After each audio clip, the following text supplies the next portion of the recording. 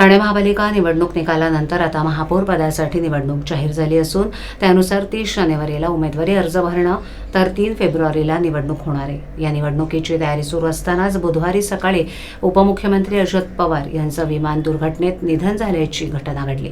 त्यामुळे 3 दिवसांचा शासकीय दुखवटा जाहीर करण्यात आल्यानं महापौर निवडणूक लांबणीवर पडण्याची शक्यता व्यक्त होतीये। दरम्यान प्रशासकीय सूत्रांकडून मात्र वेळेत निवडणुका होण्याचा अंदाज व्यक्त होतोय।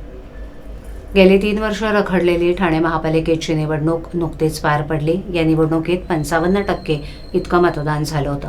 गेल्या निवडणुकीच्या तुलनेत यंदा 3% कमी मतदान झालं। या निवडणुकीसाठी एकूण 649 उमेदवार निवडणुकीच्या रिंगणात होते। त्यापैकी ठाण्यात शिवसेना शिंदे गट पक्षाचे 7 उमेदवार बिनविरोध निवडून आले होते। त्यामुळे 125 जागांसाठी 643 उमेदवार निवडणुकीच्या रिंगणात होते। या निवडणुकीत शिंदेंच्या शिवसेनेचे 75, भाजपाचे 28, राष्ट्रवादी शरद पवार 12, राष्ट्रवादी अजित पवार 9, MIM 5, शिवसेना उभाठा 1, अपक्ष 1 असे 131 नगरसेवक निवडून आलेत।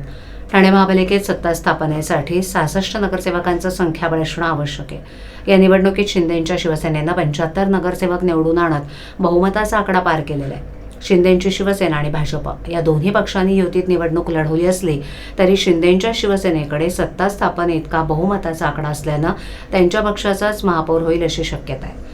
मागील आठवड्यात महापौर पदासाठी आरक्षण जाहीर झालं। त्यामध्ये अनुसूचित जाती प्रवर्गासाठी आरक्षित झालेल्या या पदासाठी शिवसेना शिंदे गटातून 7 जणांची नावं पुढे आली आहेत। या 7 पैकी कोणाच्या नावावर अंतिम शिक्कामोर्तब होणार याकडे सगळ्यांचं लक्ष लागलंय।